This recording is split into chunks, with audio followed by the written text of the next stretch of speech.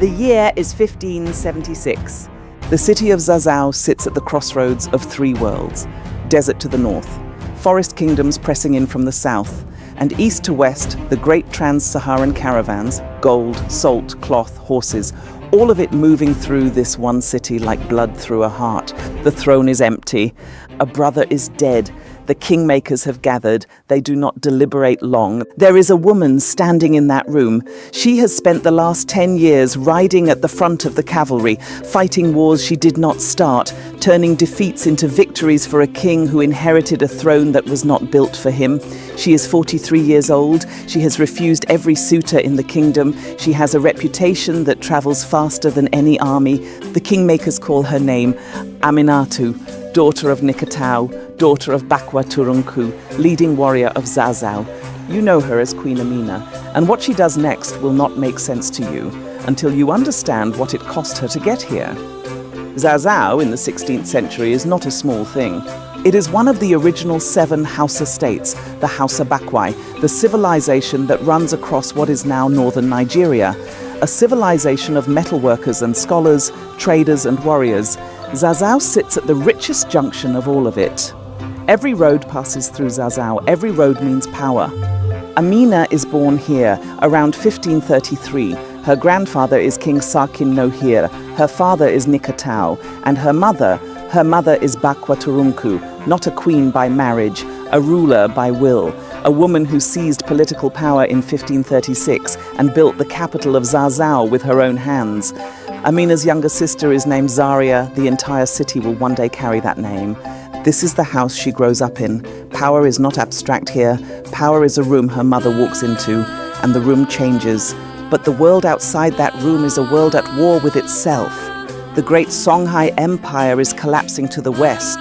The Bornu Empire presses from the east. Every Hausa state is calculating, allying, surviving. Zazzau holds because it is strategic. It holds because it is wealthy. It holds for now because it has a ruler willing to do whatever it takes. Amina watches all of it. From her grandfather's knee, she watches him hold court. He does not send her away, he explains. She is a child sitting exactly where decisions are made, learning that the world is not a place that happens to you. It is a place you must know how to read. One afternoon, her grandmother Marka finds her holding a dagger. That is not what stops Marka. What stops Marka is how Amina holds it, exactly as a warrior would. Some children arrive already knowing something. When Amina is 16 years old, her mother calls her before the court and gives her a title, Magajiya, heir apparent, a seat in the ruler's cabinet, access to every decision that will shape Zazzau for a generation. The suitors arrive immediately. The Emir of Kano sends 50 bags of white and blue cloth, 50 male slaves, 50 female slaves. The Mahkamah sends 10 slaves daily, like a man leaving flowers. Others come with horses, with gold, with the accumulated wealth of neighboring kingdoms. All of it laid at her feet, all of it carrying the same quiet message.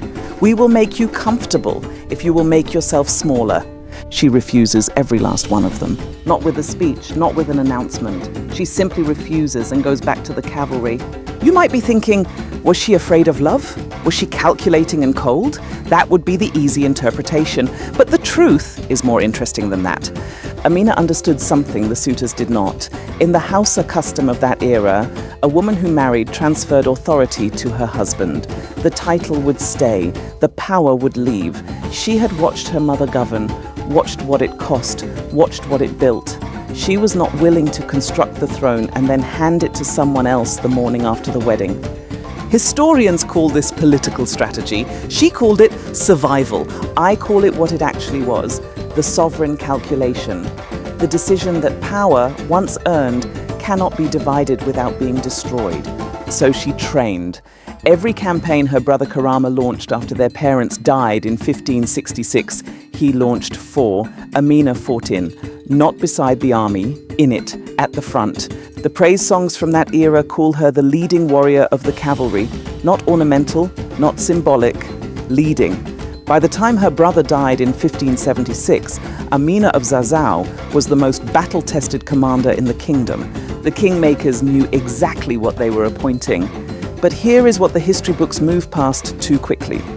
Between 1566, when her parents died, and 1576, when she became queen, Amina spent 10 years inside a grief and a displacement that would have broken most people's ambition entirely. Her mother had been the first, the original proof that it was possible. When Bakwa Turunku died, something shifted in the architecture of what Amina believed about the world. The proof had existed in one body, and now that body was gone. Her brother became king, not by capability, not by preparation, simply by being male. Custom handed him what Amina had watched her mother build. She stepped aside, not because she was defeated, because she was strategic enough to know that breaking the system before she had the authority to replace it would only destroy her. And so for 10 years, she fought other people's wars, 10 years of campaigns that added land to a kingdom she could not yet call her own. 10 years of being the sharpest instrument in someone else's hand. She watched Karama make decisions she would not have made. She held her tongue. She led the cavalry anyway. She won the battles anyway. You know this feeling, the competence arriving before the opportunity, the knowing without the authority, the watching while you wait. She waited 10 years. When the throne finally came to her, it was not a gift. It was an inheritance she had already paid for, in full, in advance, in blood.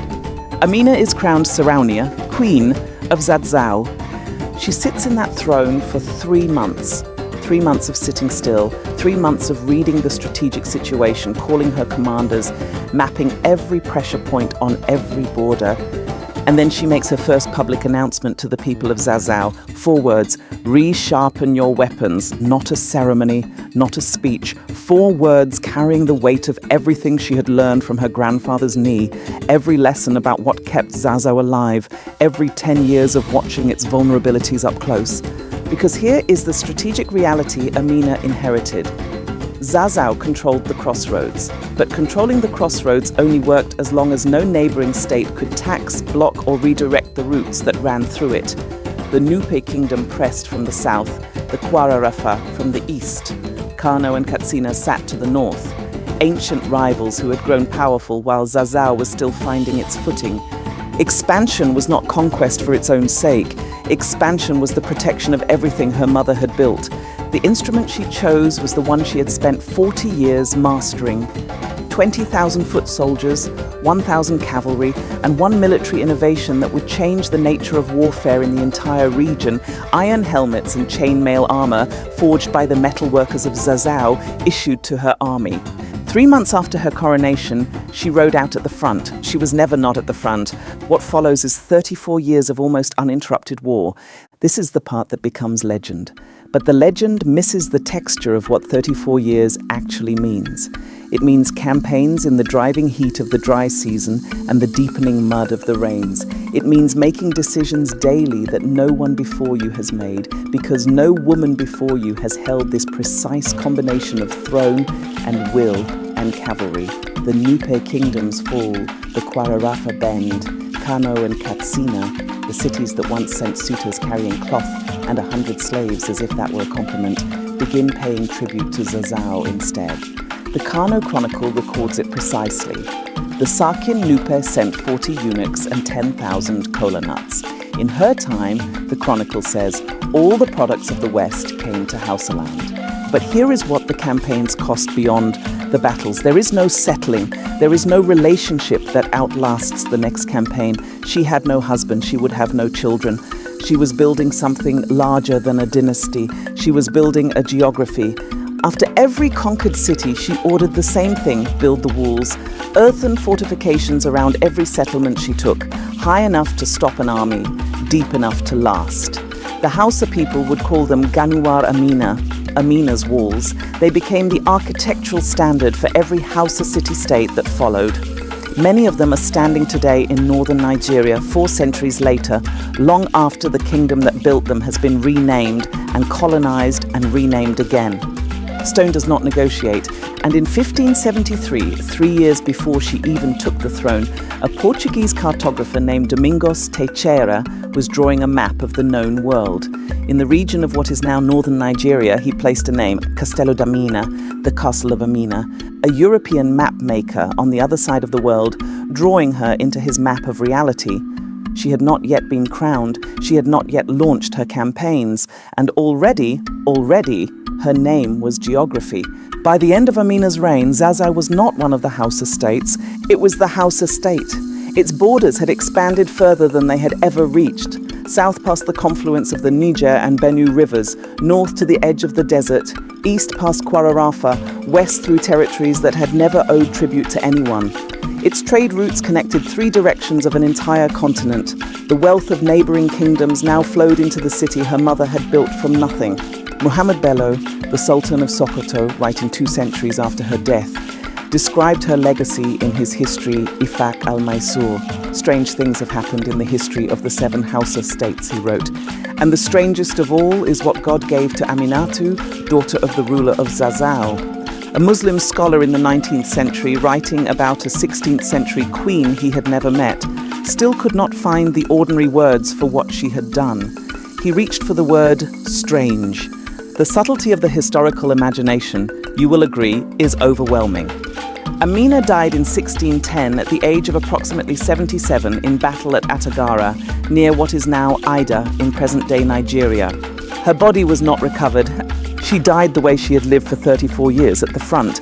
In Lagos today, at the National Arts Theatre, there is a bronze statue of Amina. She is mounted on horseback. She carries a spear.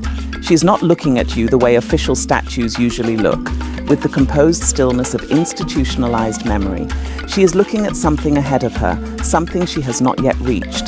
The Hausa praise song calls her Amina, daughter of Nikatau, a woman as capable as a man, able to lead men to war. They meant it as the highest possible tribute. They did not understand that it was also a limit on their own imagination. Here is what Amina of Zazzau actually did. She was born into a kingdom at war. She grew up watching a woman govern it. She was named heir at 16, refused the system that would have dismantled her, spent 10 years building her competence inside someone else's institution, and then, when the throne arrived, she gave herself 3 months of sitting still before she picked up her spear. She did not wait to feel ready. She had been ready for 40 years. The question the world always asks a woman who wants power is not about her ability. It is about her willingness to sacrifice the things that make her legible as a woman. A husband, children, the comfort of being approved of. The suitors were not just men with cloth and slaves. They were the system making an offer. We will give you everything if you give us the one thing that matters. She gave them nothing. And the British historian Michael Crowder noted, almost as a footnote, that after Amina's death, ruling-class Hausa women experienced a steady diminution in their influence. They were systematically deprived of their authority and their autonomy. What she had held alone. The system she interrupted did not stay interrupted, but she interrupted it for 34 years. And the walls she built are still standing. Whatever it is you have been training for, in the years before the room that was built for you, the years of other people's campaigns, other people's timelines, other people's thrones, those years are not lost time. They are the armor, they are the walls. The Ganua Amina, Amina's walls, are standing in northern Nigeria right now, 450 years after she built them, through the collapse of the Hausa states, through the Fulani Jihad, through the British conquest, through independence and military coups, and the relentless noise of the modern world. She built things that outlasted every single force that tried to erase what she was. You have that same capacity. Not the same throne, not the same wars, but the same principle. Build what you build so well and so deeply that it stands when you are no longer there to stand beside it. Their courage is your inheritance. Come and collect it.